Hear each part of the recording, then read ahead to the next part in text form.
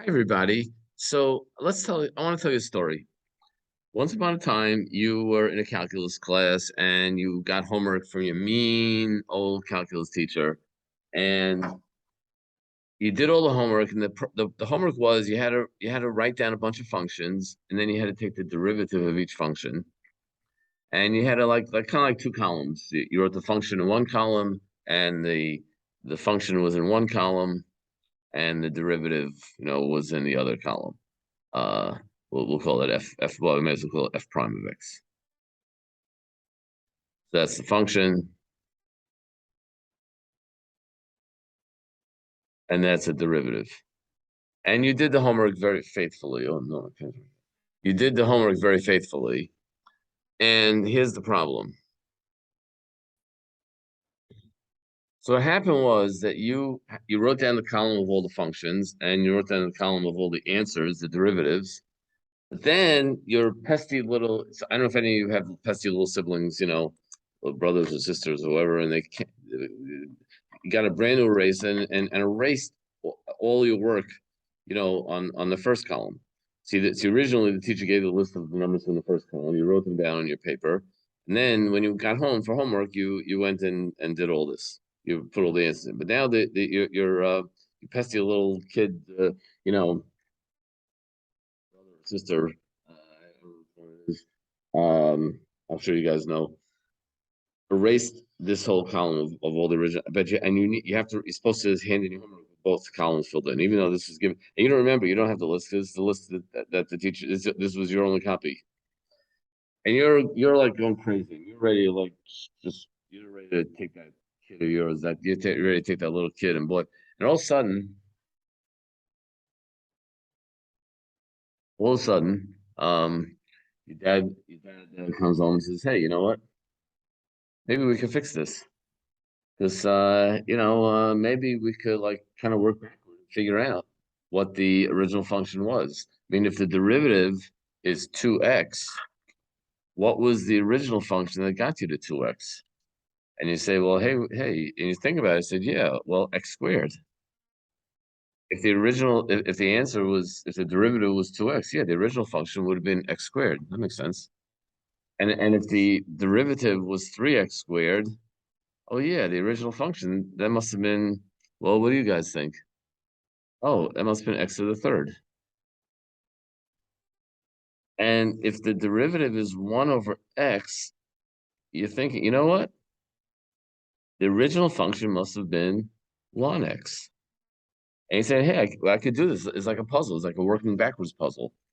And if the answer was e to the x, the original thing, oh, it must have also been e to the x.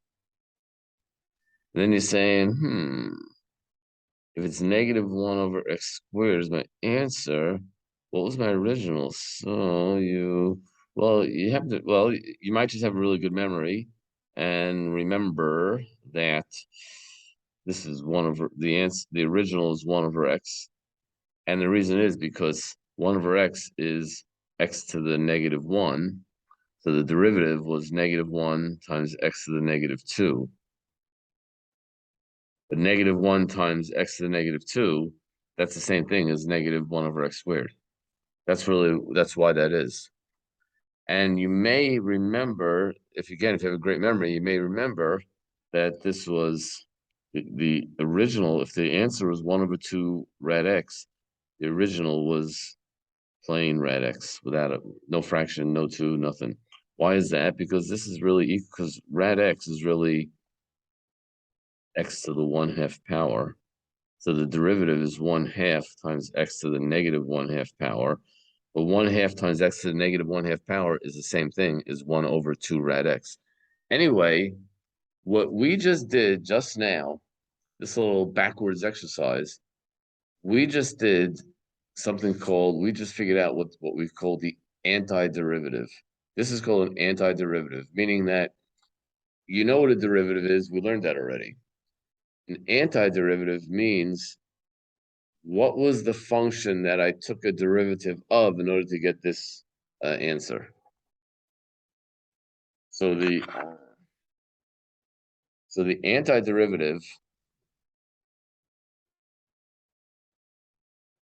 antiderivative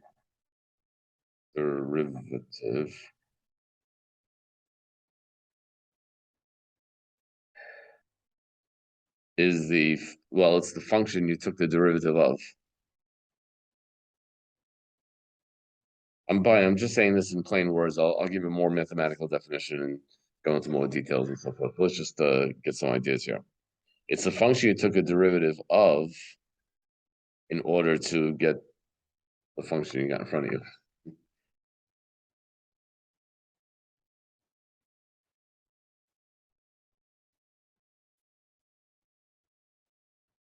I'll say the given function.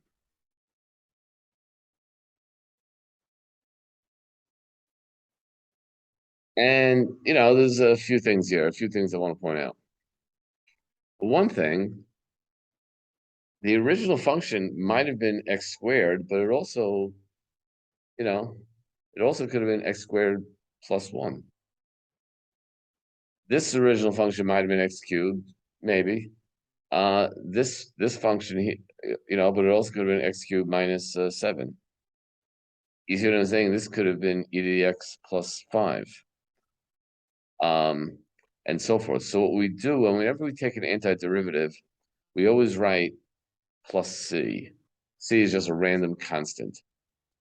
And boy, it's hard to be. Here I write plus c, and I guess I hear it. Well, I'll have to write the plus c over here. I don't have enough room. So that's something we do with derivative. When we take an antiderivative, we always write the main answer, and then we write plus c. That's one thing that we always do. Another thing I want to show you about antiderivatives is the following.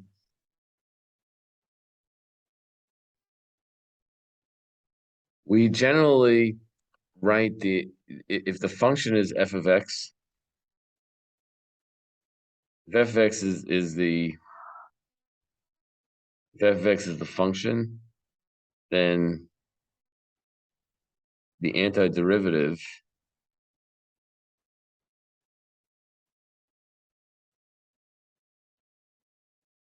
of f of x is equal to is called we often call it by the capital F of x.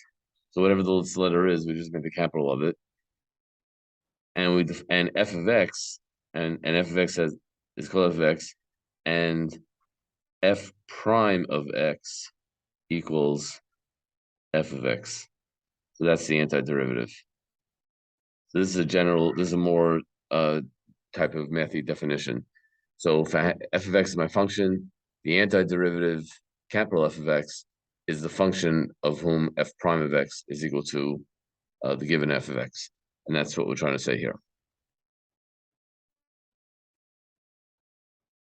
I want to notice something here. Let's make a list of some basic functions here. So we have f of x, and we have f prime of x. So let's say f of x is 1, x squared, x cubed, x to the 4th. So f prime of 1, we know is 0. F prime of x, the derivative of x is 1. The derivative of x squared, we know is 2x. The derivative of x to the 3rd is 3x. The derivative of x to the 4th, 3x squared, I'm sorry. The derivative of x to the 4th is 4x to the 3rd. So that means that the antiderivative, if I would make a new table here,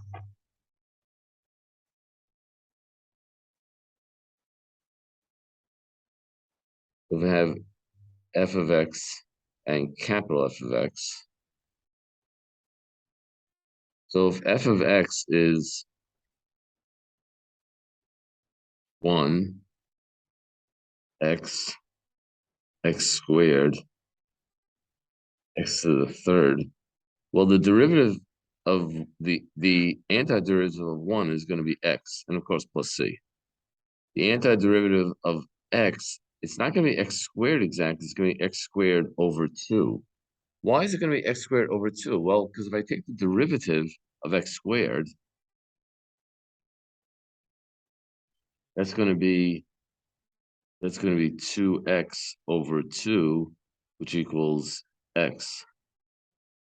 See, when I take a derivative here, that exponent comes out to the front. So and that 2 is going to come out to the front. So I'm going to need the 2 on the bottom to sort of counteract it.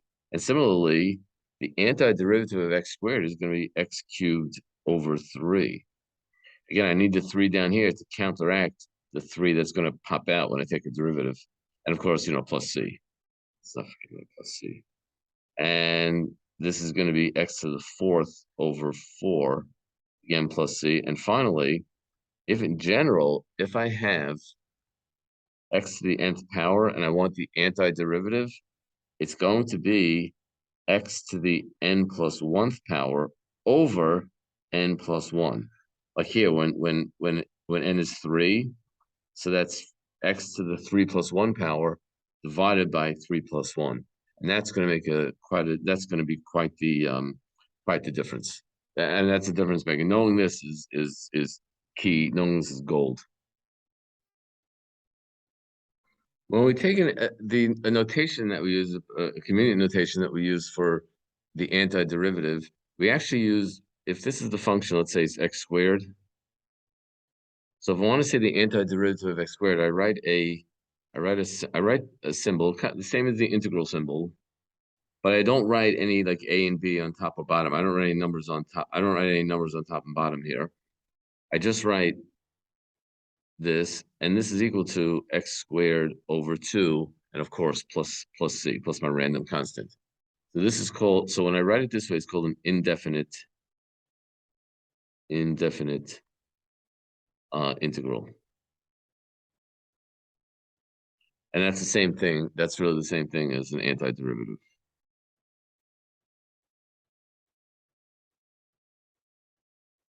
Which I like a lot. Instead of having to say instead of having to always write the antiderivative of, we use a nice little symbol. So to be very clear,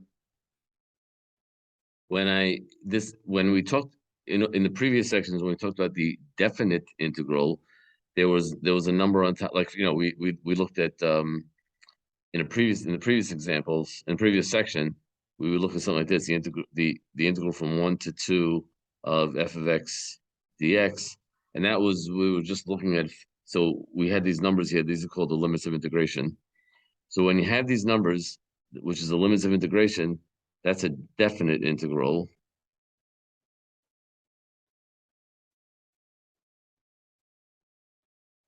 And that equals a number. It equals some number. Whereas this, the indefinite integral, is equal to some function. So if I have a function and I take an indefinite integral, that produces another function, a different function. The function, which is the antiderivative. Anyway, let's just do a couple of antiderivative practices here, and then that's going to wrap up for now. For this video, just for now, we're gonna have a part 2 later. So here is an indefinite integral of 7x to the 6th power dx, and that's going to be equal to, drumroll please. Now again, I like you to pause and think about these things, but that's going to equal x to the 7th plus c. Why? Because when I take the derivative of x to the 7th, I'm going to get 7x to the 6th. What about this? What if I say the integral of 5x to the 3rd dx? Well, I didn't put a 4, I put a 5 there. Well, that's going to be, ready for this drum roll? 5x to the 4th over 4. That's going to be the answer. Because the integral of the integral, meaning the indefinite integral, the integral of x to the 3rd, we explained earlier, based on that sort of power rule for integrals, is x to the fourth over 4, and that 5 just kind of comes along for the ride. So that's the thing. Now, that's just the way. Now, if I would do the integral of 6x squared dx, well, that's going to be 6x cubed over 3, and that of course reduces to 2x cubed plus c. And that's some nice little practice for us. By the way, the integral of, I'll show you something kind of funny. Well, no, actually,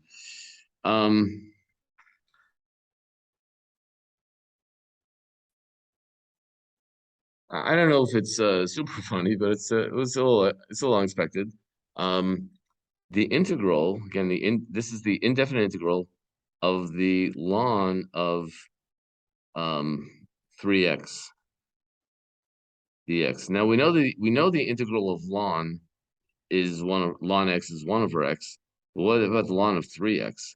Well, the ln of 3x is the same is equal to ln x plus ln 3. So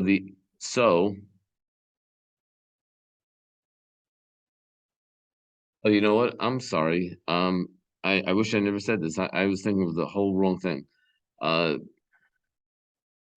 I was completely thinking about a whole different thing. So pretend I never said this, and I'm gonna give you one more just to one little farewell problem.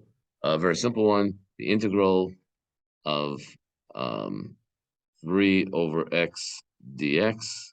That's going to be 3 times ln x plus c. And there we go. That's our problem. That's it for this video. That's part 1. We are going to do a part 2 of this section, but that is it for part 1. So everybody, bye. It's been loads of fun. Bye bye.